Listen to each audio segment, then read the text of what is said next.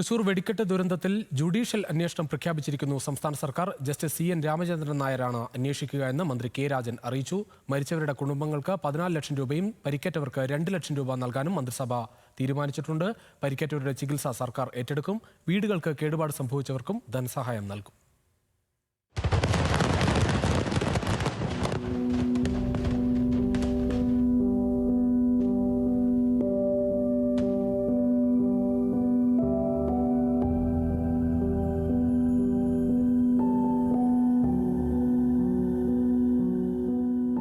വാനിൽ വർണ്ണവിസ്മയം തീർക്കാൻ പണിപ്പെട്ടവരാണ് വിനാശ വിസ്ഫോടനത്തിൽ പൊലിഞ്ഞത്.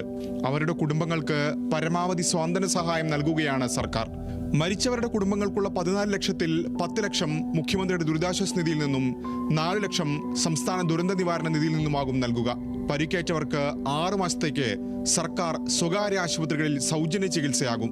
6 മാസത്തിന് ശേഷം ചികിത്സ വേണ്ടവർക്ക് മെഡിക്കൽ ബോർഡിന്റെ അനുമതിയോടെ സ്വകാര്യ ആശുപത്രികളിലടക്കം ചികിത്സ ഒരുക്കും. വീടുകൾക്ക് കേടുപാടുണ്ടായവർക്ക് കളക്ടറുടെ റിപ്പോർട്ട് പ്രകാരം ധനസഹായം എത്തിക്കും. വയൽ പൂർവ്വസ്ഥിതിയിലാക്കാനും വിളനഷ്ടം പരിഹരിക്കാനും സർക്കാർ സഹായമുണ്ടാകും.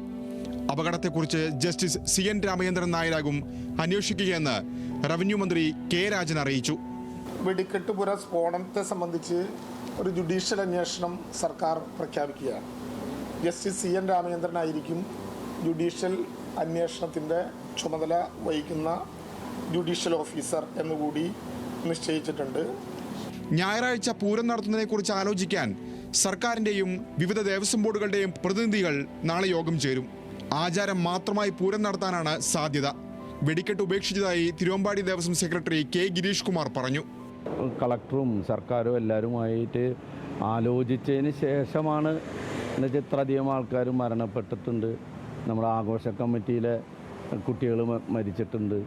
അപ്പോൾ എല്ലാം കൂടി ആലോചിച്ച് പോലീസും സർക്കാരും ഒക്കെ ആലോചിച്ച് മന്ത്രിമാരൊക്കെ ആലോചിച്ചതിന് ശേഷമാണ് അടുത്തൊരു നടപടി ഉണ്ടാവുള്ളൂ.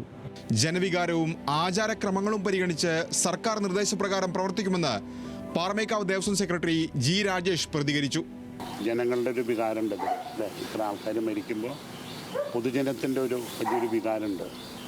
അതും കണക്കിലെടുത്ത് ആചാരങ്ങളും കണക്കിലെടുത്തുകൊണ്ട് ഒരു ബാലൻസ്ഡായ അപ്രോച്ചാണ് ഞങ്ങൾ ഉദ്ദേശിക്കുന്നത്.